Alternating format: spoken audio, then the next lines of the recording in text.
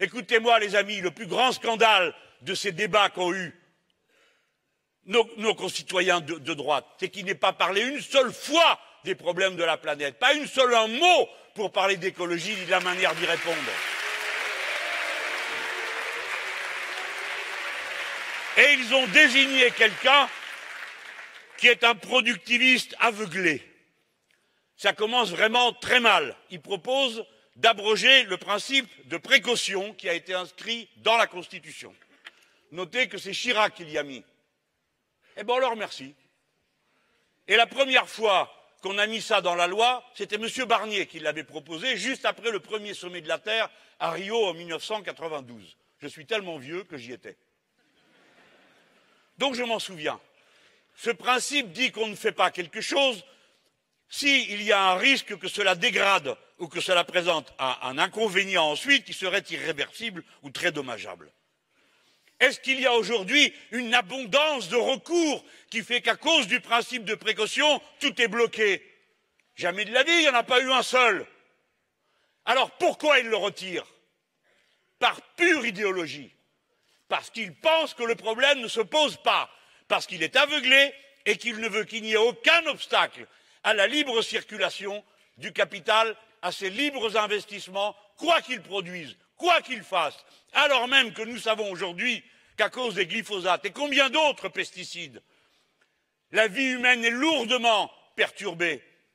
La fertilité et la reproduction des êtres humains sont lourdement mises en cause, pour ne pas parler de tout ce que cela entraîne aussi sur la santé des nouvelles générations.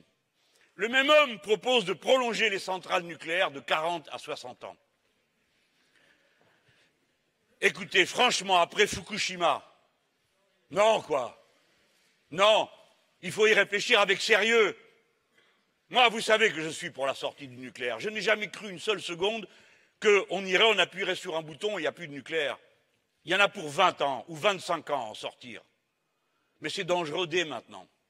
Et le dire, ça n'est pas mettre en cause ceux qui y travaillent, ni ceux qui ont fait tourner tout ça jusqu'à aujourd'hui dans des conditions de sécurité qui font que les incidents n'ont jamais dégénéré en accident.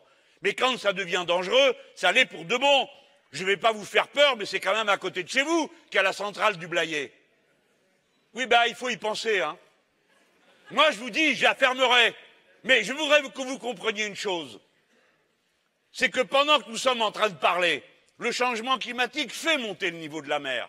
La dernière fois, grâce à un ingénieur particulièrement intelligent, nous avons été saufs, parce qu'il a compris qu'avec un vent de 140 km/h et des creux de 7 mètres, les prises d'eau allaient être bloquées et que donc la centrale aurait un accident. Cet homme a compris qu'il fallait arrêter la centrale et il a bien fait parce que son pronostic s'est vérifié. En effet, les prises d'eau ont été bloquées.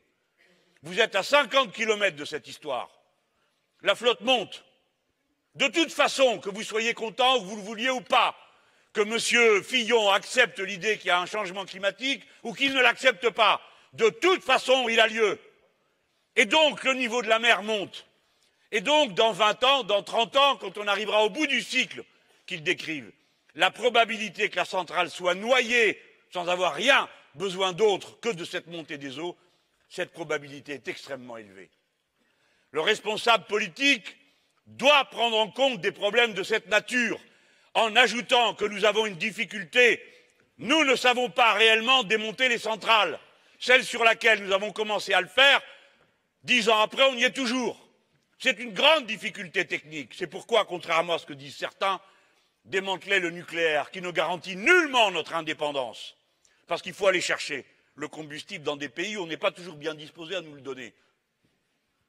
Entre autres choses, eh bien, si nous voulons sortir du nucléaire, c'est un défi technique et scientifique et de recherche immense. D'abord parce qu'il faut mettre en route tout le reste pour que ça marche.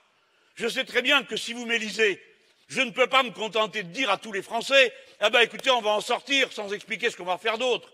Ce qu'on va faire d'autre, c'est développer toutes les autres énergies. Il nous faut du 100% renouvelable.